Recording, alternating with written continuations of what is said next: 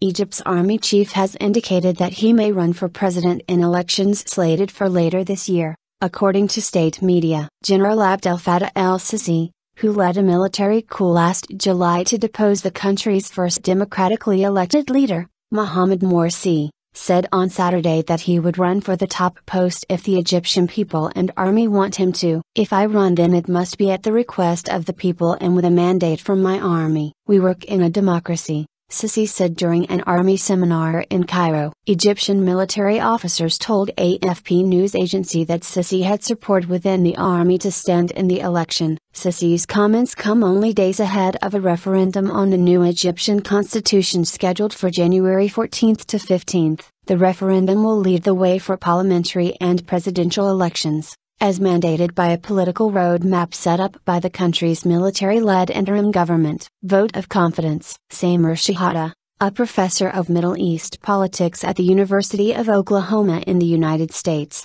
told Al Jazeera, "If there are millions and millions of people who participate in the referendum, he'll see that as an indication, I think, of a run for the presidency." The referendum marks the first time Egyptians will vote since Morsi's removal and is largely seen to be as much a public vote of confidence in Sisi as in the charter itself. Egyptian state news agency, MENA, quoted Sisi on Saturday urging Egyptians to assume national responsibility and turn out in force to vote in the constitutional referendum in order to correct the democratic path and build a modern democratic state. The military general is a polarizing figure in Egypt, supported by people who called for Morsi's removal in mass protests last July, and hated by those who backed the deposed former president. Morsi's supporters have held frequent protests calling for his reinstatement. They have been met by a widespread crackdown from security forces, and thousands have been arrested. Sisi's candidacy for president could further deepen the divisions between many Egyptians.